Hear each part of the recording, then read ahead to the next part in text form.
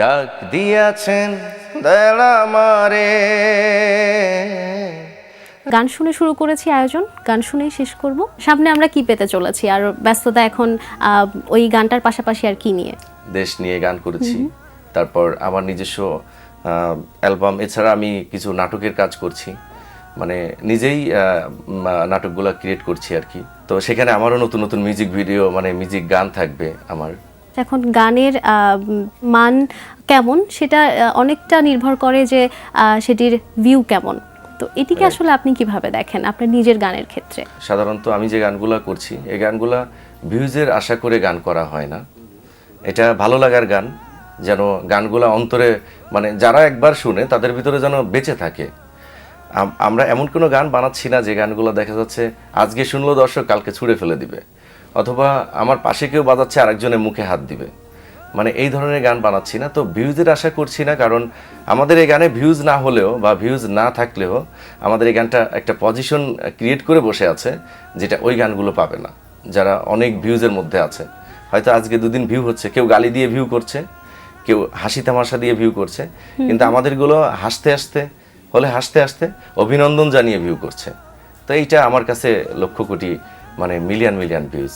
কণ্ঠশিল্পী হতে গেলে তো আসলে চর্চার বিষয়টি খুব গুরুত্বপূর্ণ। তো সেক্ষেত্রে আপনি আপনার ক্ষেত্রে যদি বলি যে রেওয়াজের বিষয়টি আসলে খুব নিয়ম করে রেওয়াজ করা হয় কিনা?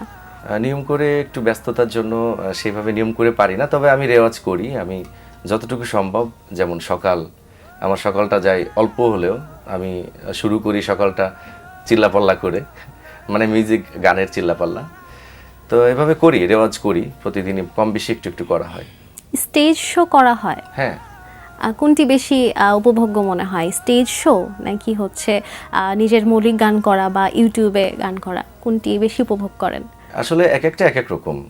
স্টেজ শো এর ফিলিংসটা একটু আলাদা, ওইটা আমার সামনে হাজার হাজার দর্শক থাকেন, তো ওনাদেরকে বিনোদন দিয়ে, ওনাদের এমনও থাকে যে রিকোয়েস্টের গানও থাকে, তো এই বিনোদন দিয়ে ঘরে ফিরি, এটা একটা শান্তি। আর স্টুডিও রেকর্ডিং যেগুলো ইউটিউবের জন্য, ওইটা আসলে আমি মানে ঘরের মধ্যে গাওয়ার একটা ব্যাপার, যেটা যে স্টুডিওতে গান করছি, মন চাচ্ছে না, এখন স্টপ করে দিলাম, আমি রেস্ট করছি, পরে আবার গানটা স্টার্ট করছি। তো স্টুডিওর ফিলিংসটা আলাদা আর স্টেজের ফিলিংসটা আলাদা, দুইটা দুই রকম। একেবারে আয়োজনের শেষ পর্যায়ে চলে এসেছি, দর্শকদের উদ্দেশ্যে যদি কিছু বলার থাকে। বাংলা গানকে ভালোবাসুন, বাংলা গানের সাথে থাকুন, আর সবাই বেশি বেশি করে মানে চেষ্টা করবেন যে বাংলা গানগুলো যেন বাঁচিয়ে রাখা যায় সারা জীবনের জন্য। আপনার জন্য শুভকামনা রইল, গানের এই দীর্ঘ যাত্রা অনেক সুন্দর এবং সহজ হোক। এই গান শুনে শুরু করেছি আয়োজন, গান শুনেই শেষ করব। তার আগে আমি আমার দর্শকদের কাছ থেকে বিদায় নিয়ে আসি। প্রিয় দর্শক, এতক্ষণ কথা হচ্ছিল অতিথির সঙ্গে, এবার সময় হলো বিদায় নেবার। মাইক্রোসফটের প্রতিষ্ঠাতা বিল গেটসের একটি উক্তি বলে বিদায় নেব আজ। তিনি বলেছেন, সফলতা খুব বাজে শিক্ষক।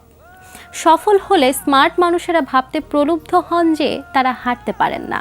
প্রিয় দর্শক, সবাই ভালো থাকুন, সুস্থ ও সুন্দর থাকুন। আজ সারাদিন সবার জন্য শুভ ও কল্যাণময় হোক। এবার গান। ডাক দিয়াছেন দয়াল আমারে, রইব না আর বেশি দিন তোদের মাঝারে। হায় রে ডাক দিয়াছেন দয়াল আমারে, রইব না আর বেশি দিন তোদের মাঝারে। হায় রে ডাক দিয়াছেন দয়াল আমারে। ওই আমি কত জনে কত কি দিলাম, যাইবার কালে একজনার দেখা না পাইলাম, আমি দেখা না পাইলাম। আমার সঙ্গের সাথী কেউ হলো না রে, রইব না আর বেশি দিন তোদের মাঝারে। হায় রে ডাক দিয়াছেন দয়াল আমারে,